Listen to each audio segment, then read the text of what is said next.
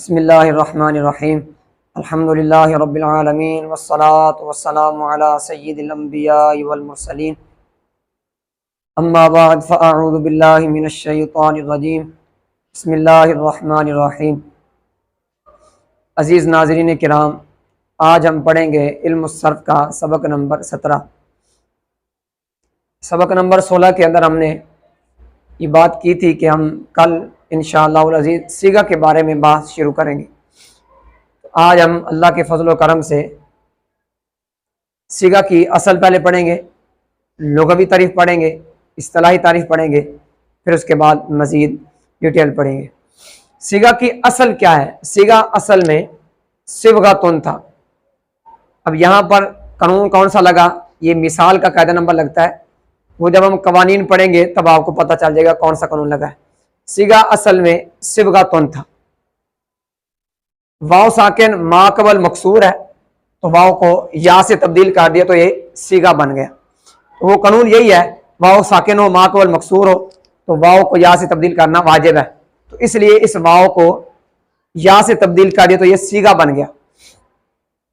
آگے صیغہ کا لغوی معنی سونے کو کٹھالی میں پگھالنا، جیسے ہم نے پہلے سبق کے اندر یہ بتایا تھا کہ علم الصرف کے 3 نام اور بھی، علم الصیغہ ہے، علم الاشتقاق ہے، علم المیزان ہے، تو اس وقت بھی ہم نے یہ بات کی تھی۔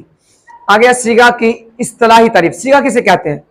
ہیا ہیئۃ حاصلۃ للکلمات باعتبار تقدیم الحروف وتاخیرها وحرکاتها وسکناتها۔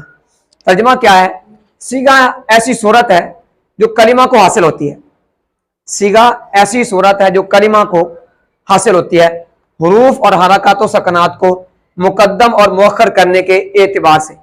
مقدم کہتے ہیں پہلے کسی چیز کو لے کے آنا، مقدم کہتے ہیں مؤخر کہتے ہیں کسی کو بعد میں ذکر کرنا۔ اسی طرح زبر زیر پیش کو کبھی پہلے لے آنا، کبھی بعد میں ذکر کرنا، یہ ساری چیزیں صیغہ کے اندر داخل ہیں۔ صرف میں کل 14 صیغے استعمال ہوتے ہیں، جن میں سے 6 غائب کے ہیں، 6 حاضر کے ہیں، اور ایک واحد متکلم کا، ایک جمع متکلم کا۔ جو 6 غائب کے ہیں وہ یہ ہیں: واحد مذکر غائب، تثنیہ مذکر غائب، جمع مذکر غائب، واحد مؤنث غائب، تثنیہ مؤنث غائب، اور جمع مؤنث غائب۔ یہ 6 صیغے ہیں جو غائب کے ہیں، یعنی 3 مذکر غائب کے ہیں اور 3 مؤنث غائب کے ہیں۔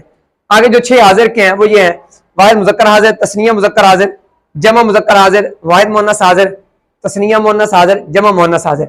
یہ 6 حاضر کے ہیں، ان میں سے 3 مذکر حاضر کے ہیں اور 3 مؤنث حاضر کے ہیں، اور آگے ایک واحد متکلم کا ہے، ایک جمع متکلم کا ہے۔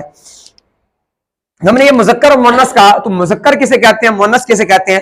ان طلباء کے لیے کہ جو ابھی آغاز سے پڑھ رہے ہیں، مذکر نر کو کہتے ہیں، مرد کو، نر کو، اور مؤنث مادہ کو کہتے ہیں، یعنی مؤنث کہتے ہیں عورت کو، جو عورت کی صفت میں ہوتی ہے، جو مادہ ہوتی ہے اس کو مؤنث بولتے ہیں، جو نر ہوتا ہے اس کو مذکر بولتے ہیں۔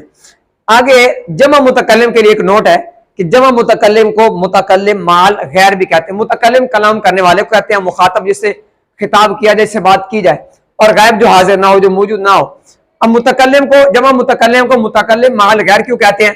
ظاہر ہے اب میں آپ سے بات کروں کہ ہم سب گئے تھے، بات میں اکیلا کر رہا ہوں، تو ہم اس کا مطلب یہ ہے میرے ساتھ اور بھی ہیں، تو یہ جمع متکلم جو ہے اس کو متکلم مال غیر، یعنی غیر کے ساتھ مل کر یہ بات کرنا، اس کو جمع متکلم مال غیر کہتے ہیں۔ تو یہ تھا آج کا ہمارا سبق نمبر 17۔ انشاءاللہ العزیز ہم کل والے سبق کے اندر ماضی کی علامتیں پڑھیں گے۔